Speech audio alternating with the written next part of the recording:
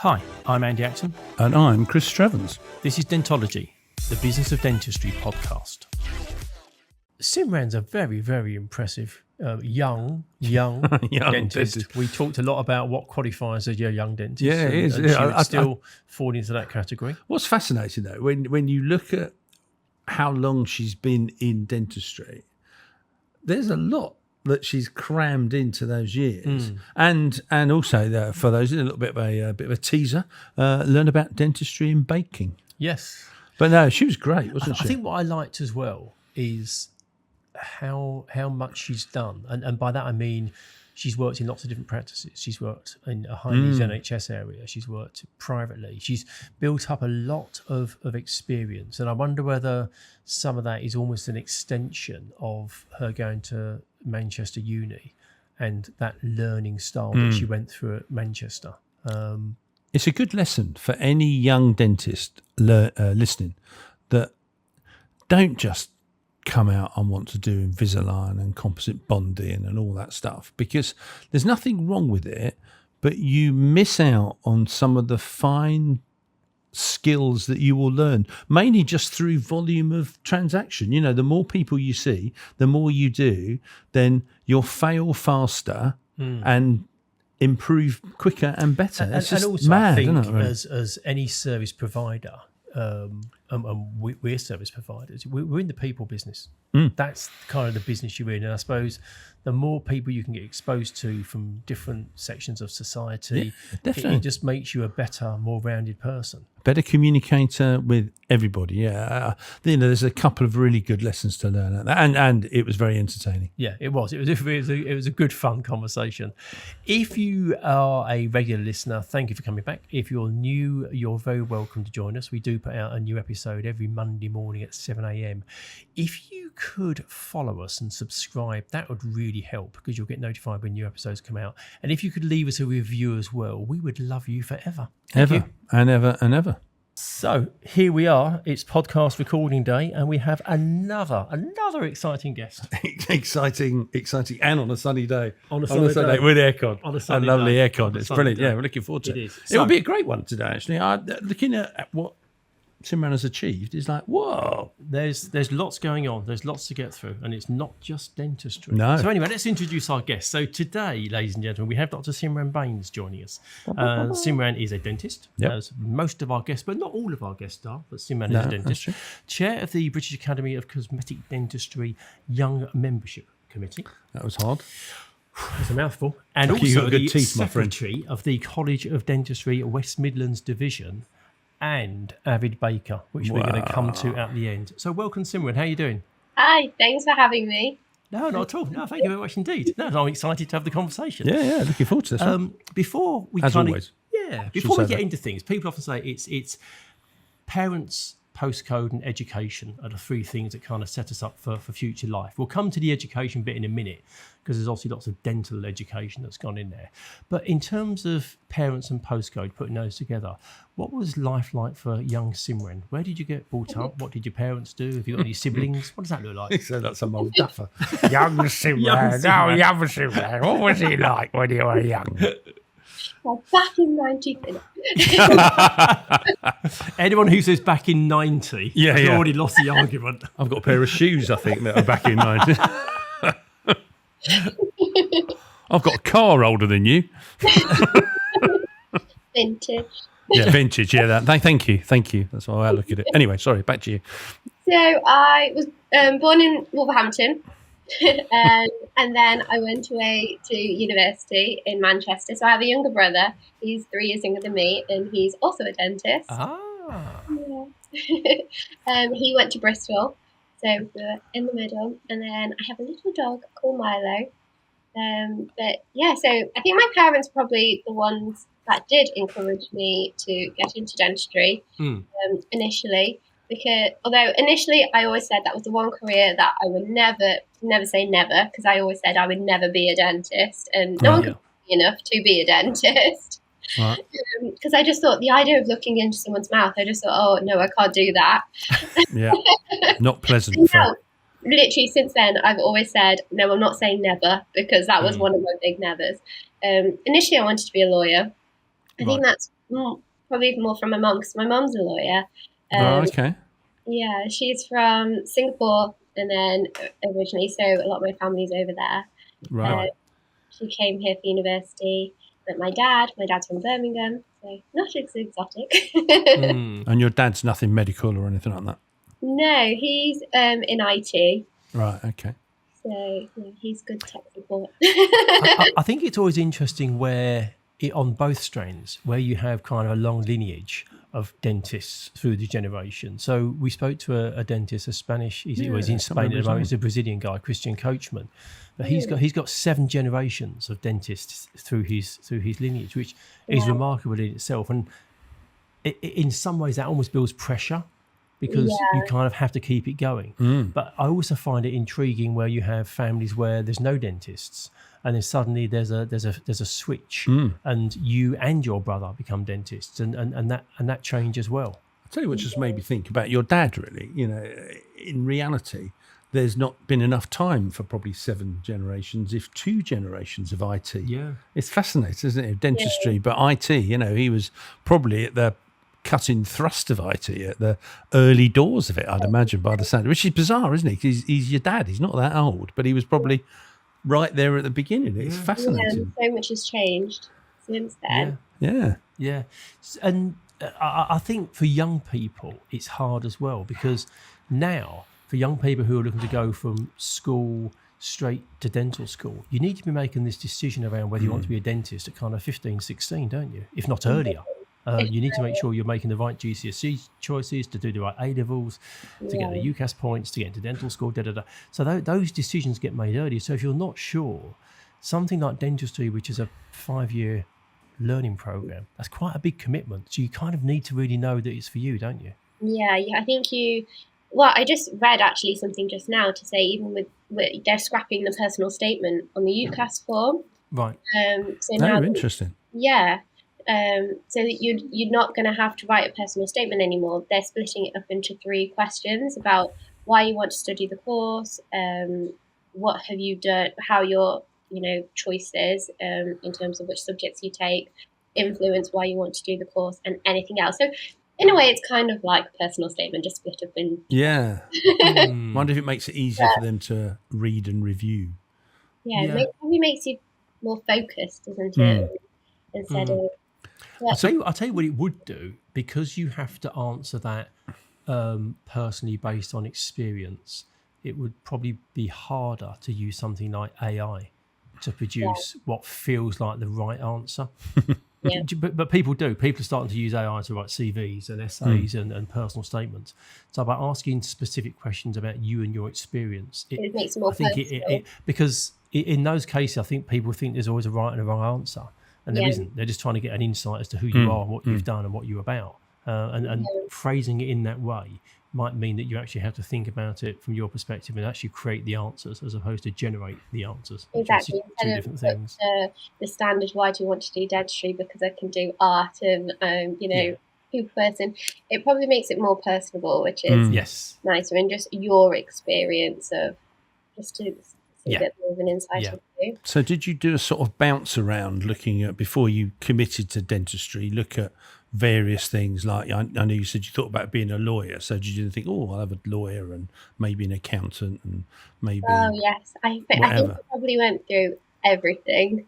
Initially I wanted to be a lawyer, and my mom was like, I think you'd probably be better off doing something more with people, because anyone that knows me, I probably cry on you during an argument. So I don't think I'd be a very good lawyer. So probably for the best. And divorce lawyer. I wouldn't be very good at fighting your case. No. Oh, go on, just have it. Just do whatever you want. And then I thought about accountancy, because I was definitely a maths person at school. Right. I couldn't wait to give up English. So, I wouldn't be a very good lawyer because I did not like English.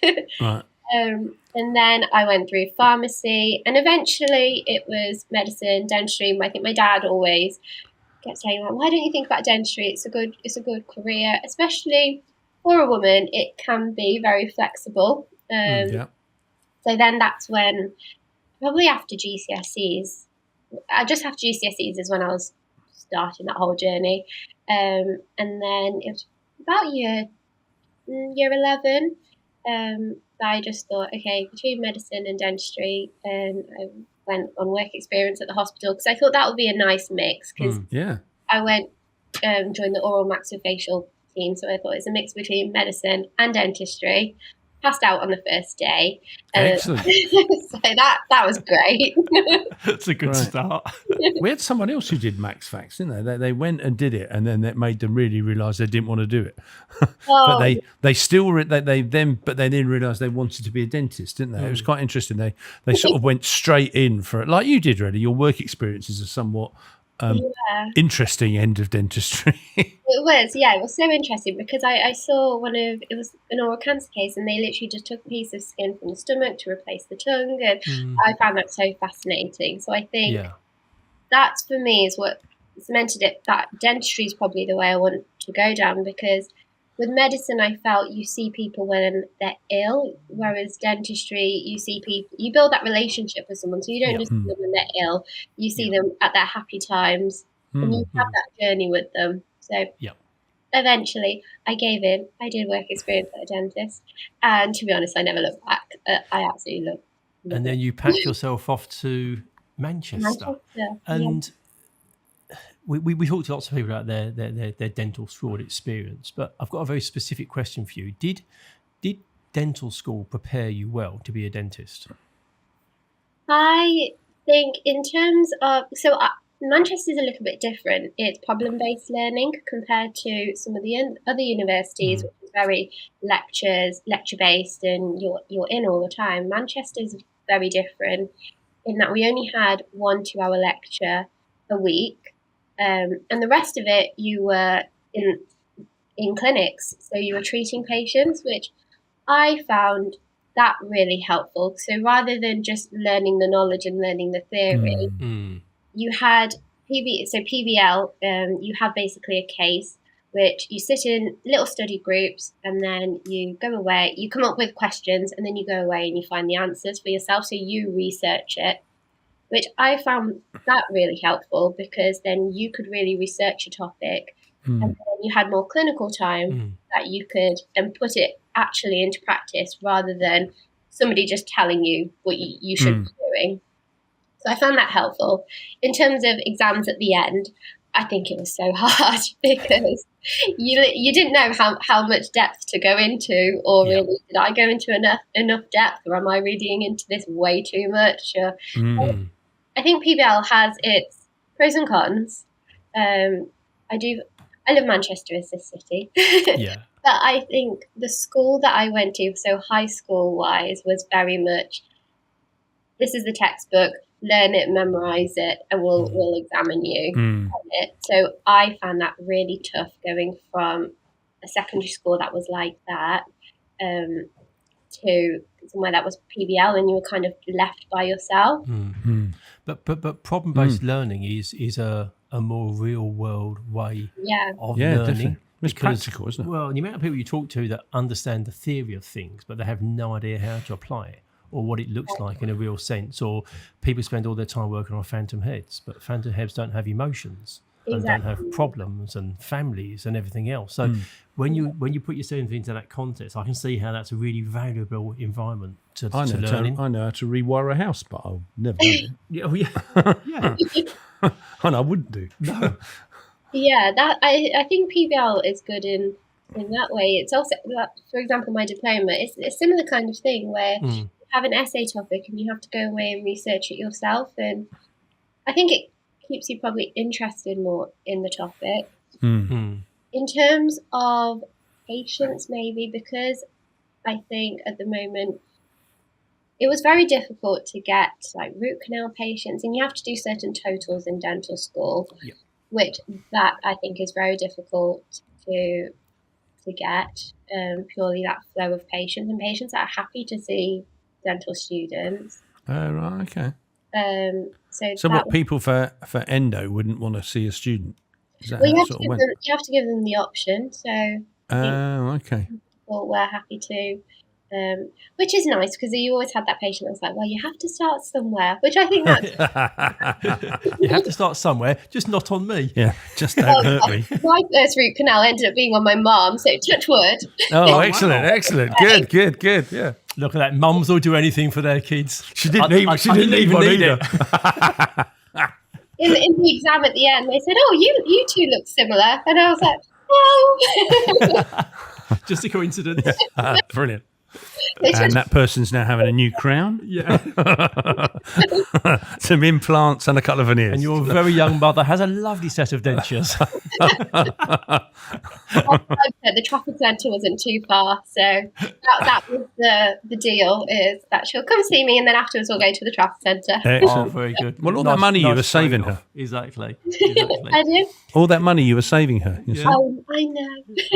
See, look at that. You're so generous. When you were at dental school, did you do any business learning at all? Which I know would have most likely been elective sessions, but was there an opportunity to learn anything about the business side of dentistry? Not really, to be honest. Right. I don't think, even the business or the accounting side of dentistry, I don't think is focused on in dental schools.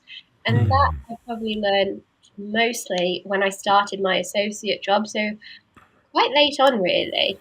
And that was just by finding an accountant, which I didn't even know of what to start looking for, and you go through recommendations and then just speaking to the accountant.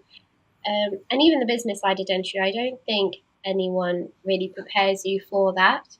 So like going back to dental school, set you up for real life dentistry. Yeah. I think It's frightening, really, isn't it? Because you earn a reasonable amount of money and you can earn really good money, but no one's actually taught you almost what to do with it, how to keep hold of it, how to spend it, how to manage it, tax in, all that sort of stuff. Yes. No one teaches you about tax or anything like that, or until you have probably your DFT study days and you have someone come in and it's like, don't spend all your first salary because you're going to get a tax. Yeah. And I get it from a patient point of view. I want the dental students to come out as good clinicians. I don't really care whether they understand how to manage their own finances. I want them to be good clinicians.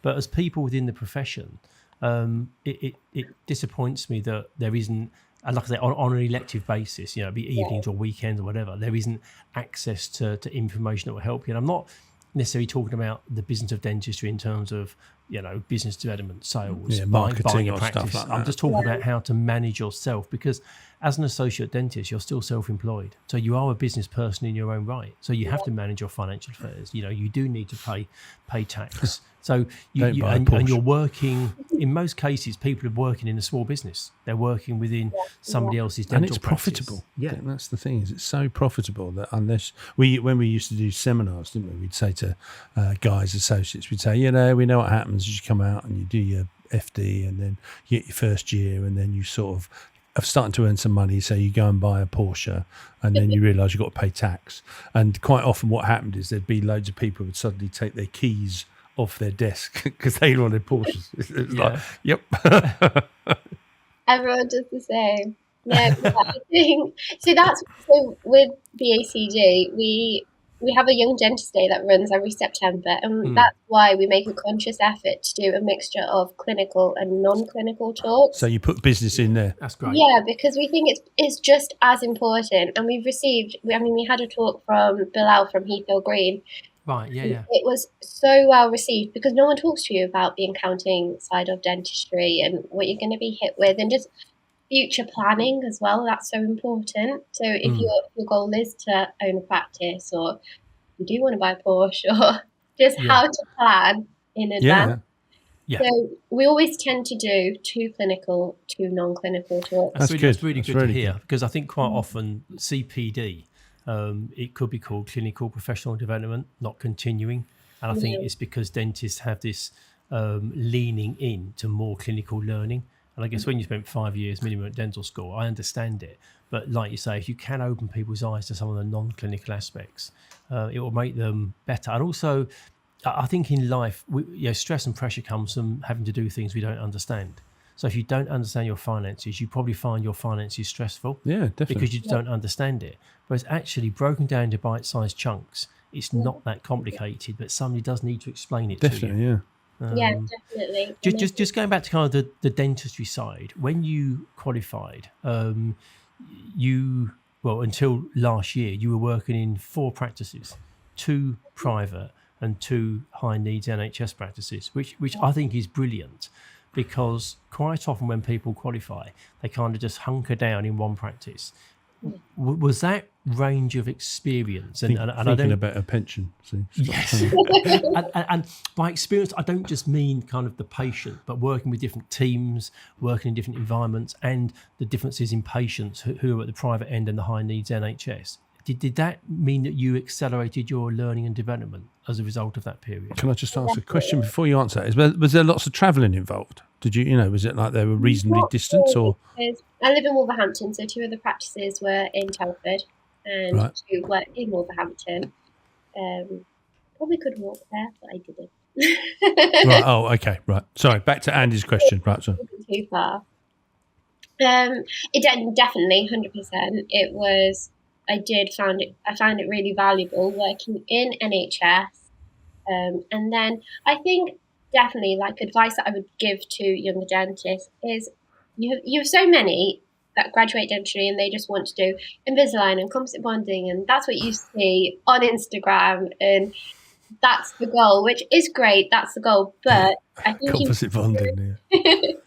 It's so important to get the foundations right, and I learned that. So when I graduated, did DCT in oral max facs at Telford Hospital, and then I joined my first associate role, which was high needs NHS and access centre. So I think that in itself taught me time management, how to think on my feet really quickly, come up with a treatment plan.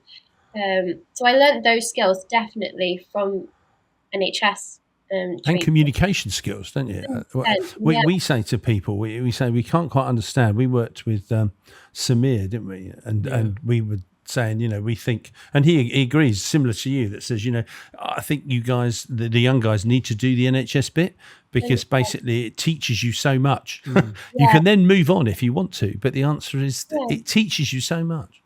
This week's episode is brought to you in partnership with Ultimate Dental Business.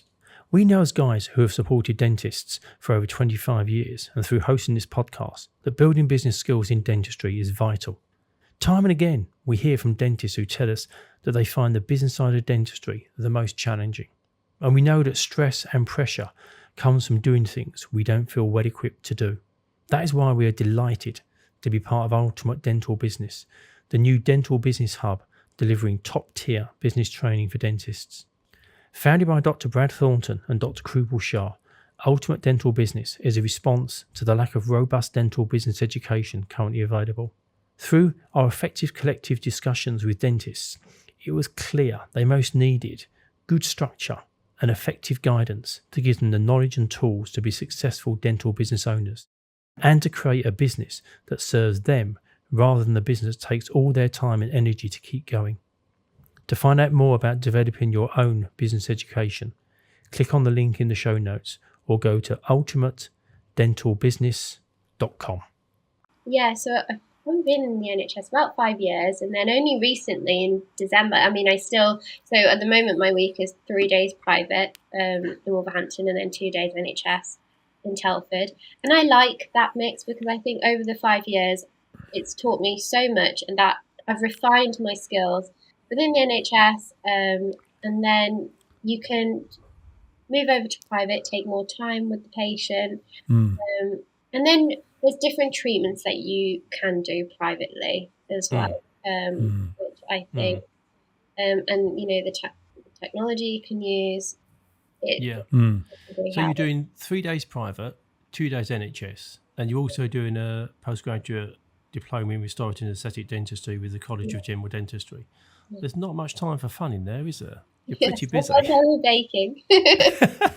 It's funny because one of my friends who's also doing the PGDip with me, she goes, I can tell when you're procrastinating because I start seeing pictures of baking pop up online.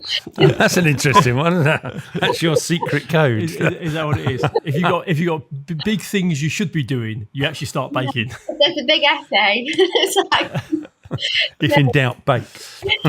So you're doing your PG dip. Where do you see your career going in terms of the future? Are you going to specialise? Do you have ambitions on the business side of dentistry? Are you loving associate life? What does it look like? I'm loving associate life. So initially, before I chose to do a PG dip, I thought I want to just hone my skills, just being an associate, and just get my skills up to a certain level before I decide what I want to do. And then I thought, I would definitely want to do a PG dip, but what in?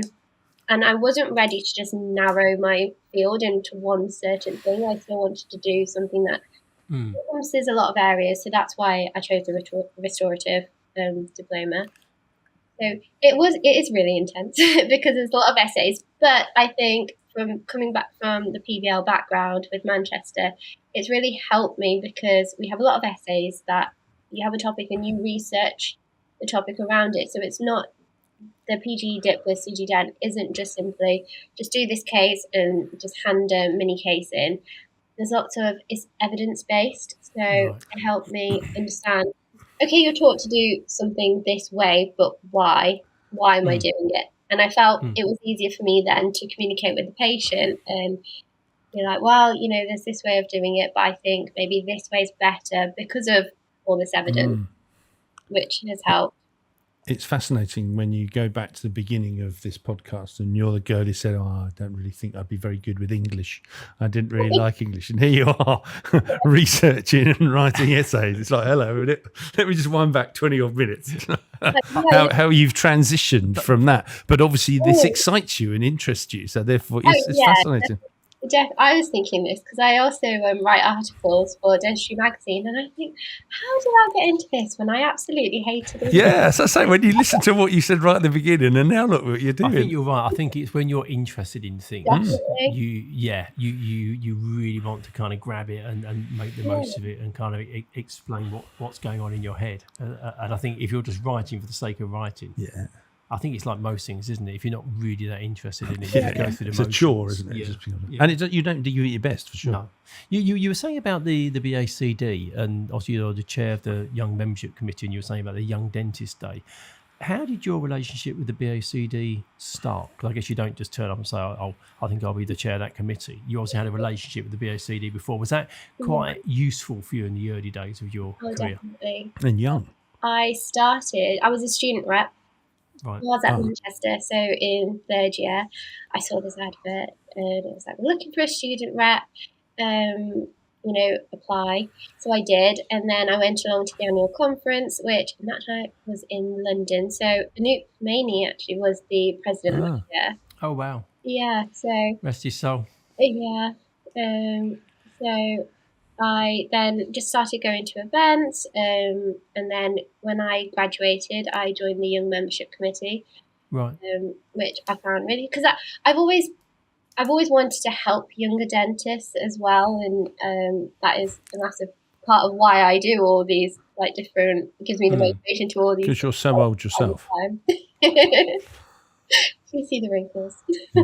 Is there a date? Is there like an age when you can't be part of the young dentists anymore? We had this conversation. I say because I'm fascinated. Is it right? You're too old now. You're no longer a young dentist. Well, what counts as young dentist? So it has to be above 30 because I'm 30. Yeah, I say it just suddenly made me think. I wonder when you stop being a young dentist. Well, we're going to come on to the awards in a minute, but I think you have Young Dentist of the Year, and I think that's like 35 or something, which sounds silly, but actually, when you kind of work backwards from when people are qualified and actually enter the profession with their GDC number and a career end, I suppose, those people lots of those people aren't coming in until their mid-20s anyway. Yeah. So actually, if you don't run it out to mid-30s, there isn't that big a window. And you can keep working till we see 65, 70, don't we? So a lot of older guys keep working, maybe not as quick as they used to. But that was a nice segue to the awards, because you're on the judging panel, or you were on the judging panel for the Dentistry Awards in 23. You're on the judging panel again this year, which is amazing. You're in the Dentistry Top 50 last year and again this year. So from an awards point of view, it's looking really good for Simran, which I'm delighted for you. However, dental awards kind of do divide opinion, don't they? You have some people who think, it's a bit kind of backslapping and a bit gratuitous, and you have other people that really make the most of it from a PR point of view. What's been your experience and perspective on the awards? I think the Dentistry Awards especially, they do get a lot of negative press, and you have people which really can go either way, and I think you have to just take it with a bit of jest, to be honest. I mean, in terms of the Dentistry Awards, I have to be honest, initially, I mean, you heard people say, oh, it's, fixed, and it depends on how many cables you buy and how much money you throw. And it's really not like that. But from judging the awards last year, you have no idea about, I mean, the awards are judged so far before even the tickets are released that you have no idea whether somebody bought a ticket or not. You simply there's a really strict marking criteria. So it is really fair. So I think even top 50, because even I asked the question, everyone asks like, oh, so what number did you come in top 50? And I didn't ask the question, but I'm speaking to somebody from FMC, and they said you can't, I mean, somebody with like 20, 30 years of experience, you can't really pit against somebody who's had like 5-6 years of experience. They kind of look at just your contribution to dentistry in the past year, or it doesn't even have to be clinical, because so there's different criteria, isn't it? Right. That are great, absolutely amazing clinicians that aren't on the list. So it's not totally clinical, but it's probably just your contribution over the last year, and just. Do people get snotty about it? Do people get a bit grumpy with you at times? Like, I'd be intrigued to see if you got into top 50. Do people go, oh, and then like, not your friends, because your friends would be all right, but are there other people that sometimes get a bit weird about it, or not really? Touch wood, I haven't. I probably cry on them.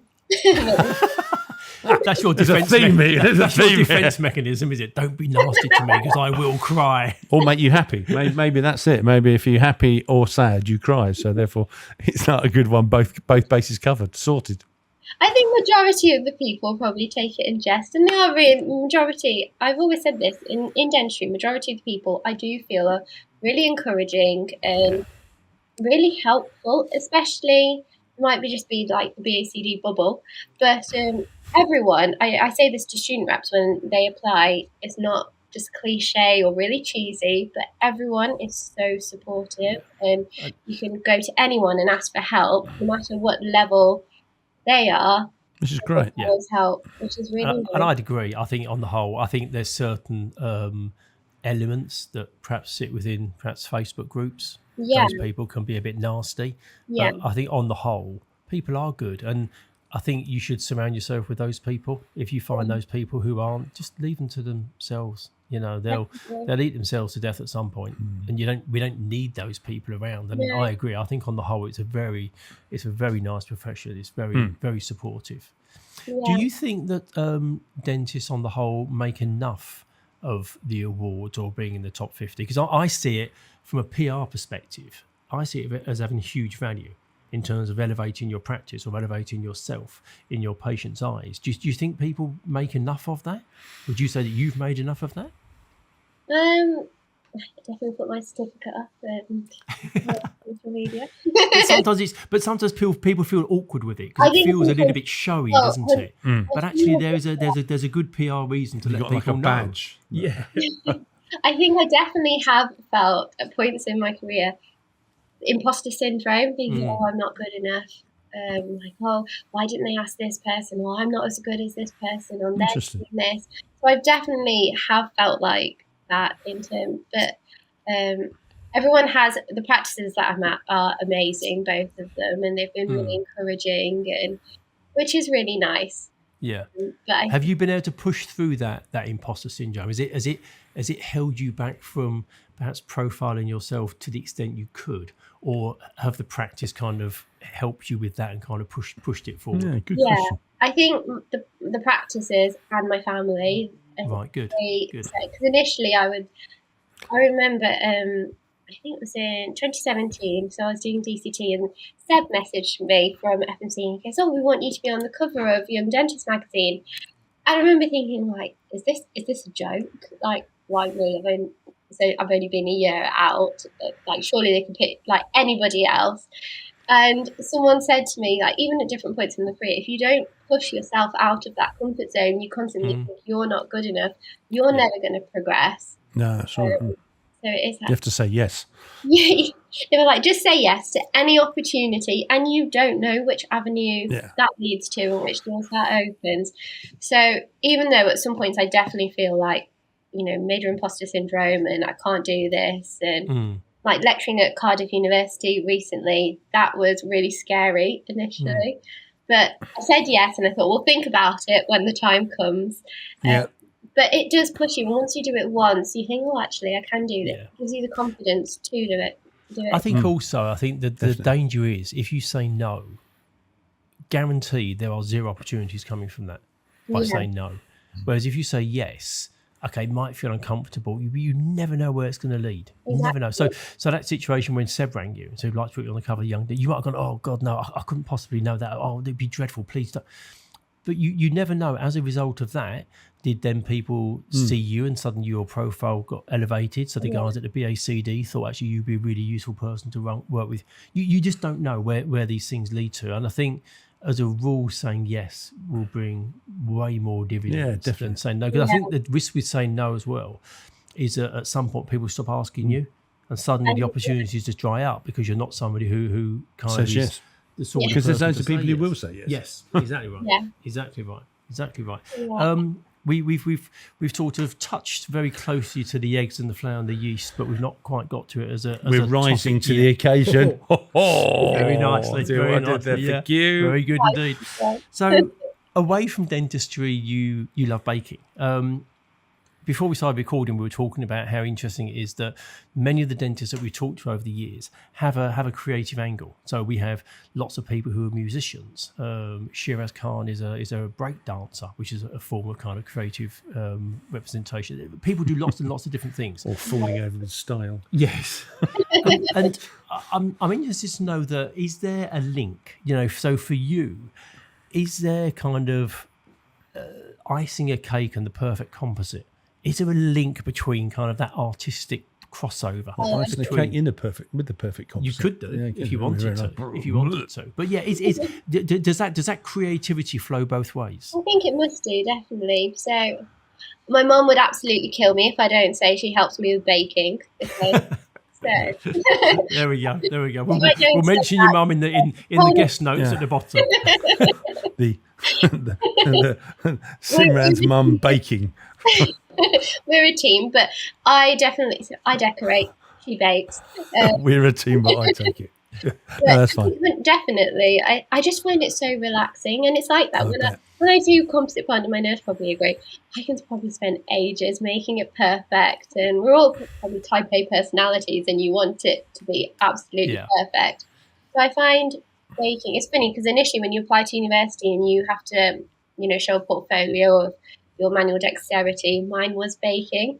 And then, so I mean, it was very small scale then. It was probably, cupcakes, and then when COVID hit, and we were at home, everyone kept saying, "Well, you keep talking to us and you're distracting us working from home. So can you find something else to do?" So then I took up gardening and baking.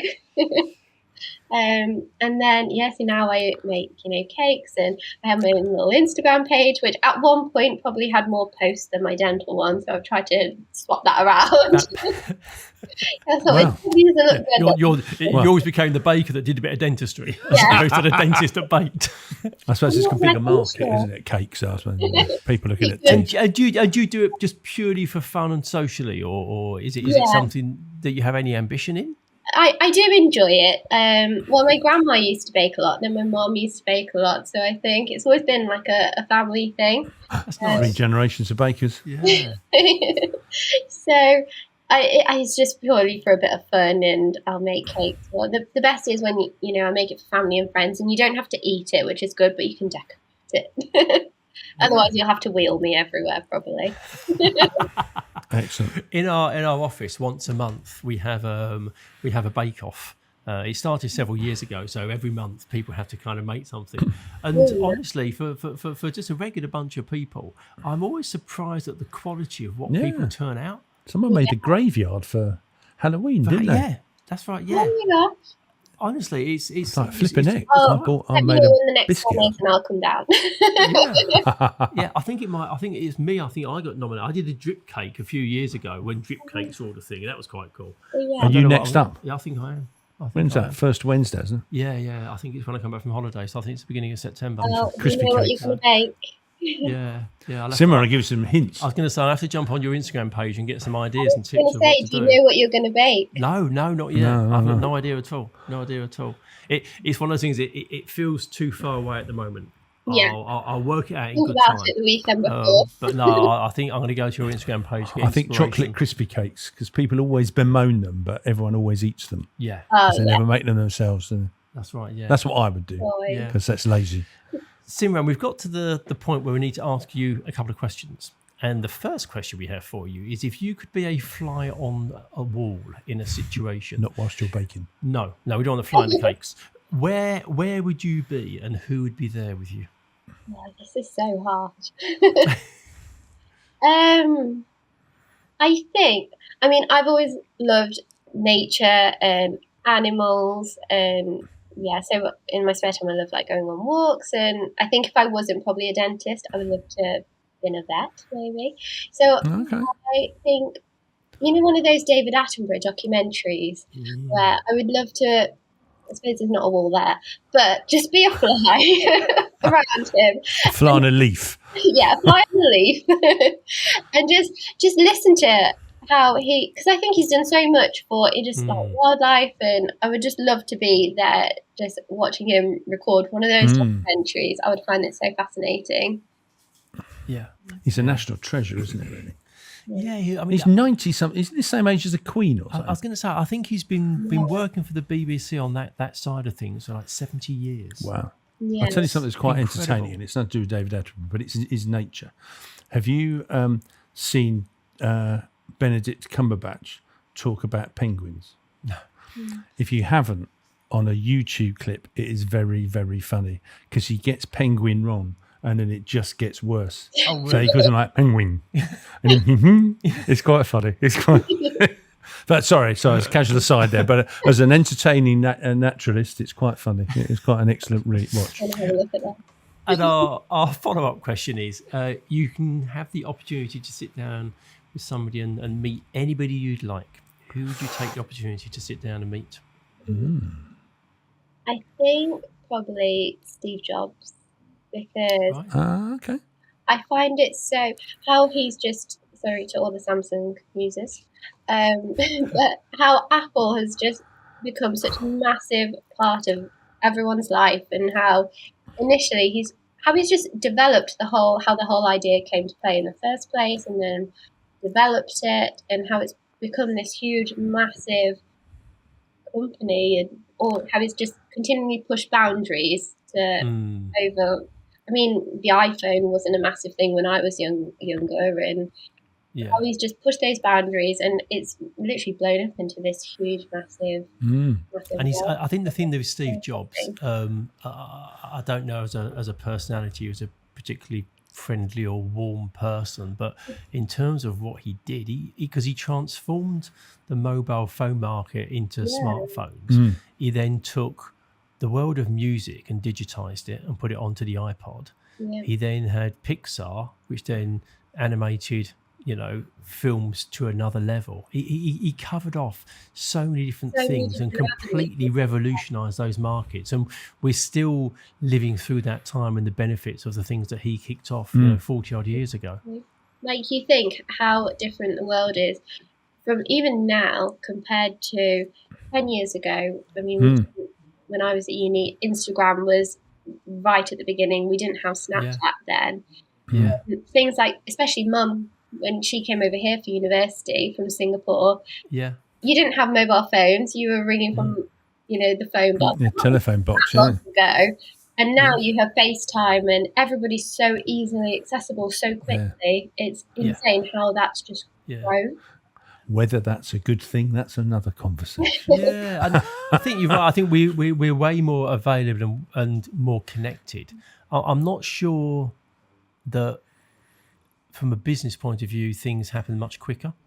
Chris and I are from an era where, you would send letters to people, and that would be the primary way of communicating. You wait for a letter by return. When the fax first arrived, it was like, that was exciting.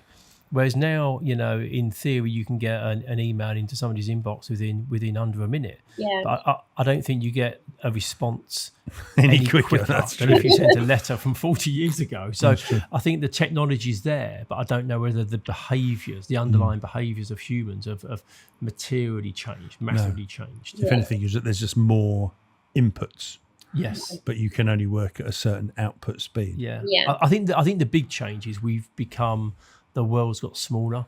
We've become so in touch, and so much information has become available to us. But when I was a kid, I kind of knew the people I went to school with, the other kids that I played football with, and the people in my part of London. That was it. Yeah. Whereas now you can see what's going to happen in different parts of the world, and you can get insights from different cultures, and trying to access different cuisines is easier than it was before. So I think the world has got a lot smaller by way of kind of the communication being improved. But do you remember that we went to some seminar and the bloke was saying, I can't remember the time frame, but it might be around about now, and he was saying there'll be 20 billion internet connected devices, because you got connected TVs and fridges and all those sort of things. It's phenomenal in such a short time.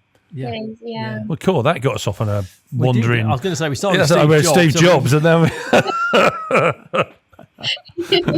No. that was deep. It was good. It was good. Quick, bring some levity back into it, for goodness sake. Talk about baking. What's your biggest cake disaster? Oh, you don't want to know. No, I do now that you said I don't want to know.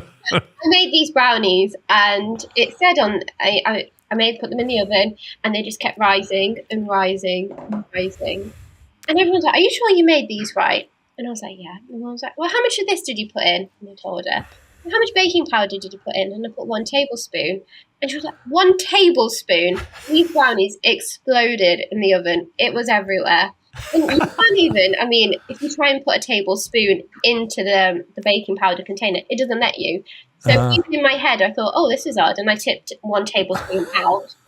My uncle goes, oh, they even tried to make it idiot-proof, and you still got around that. I like your creativity, the ability to think outside the problem. I like that. It's problem-based learning.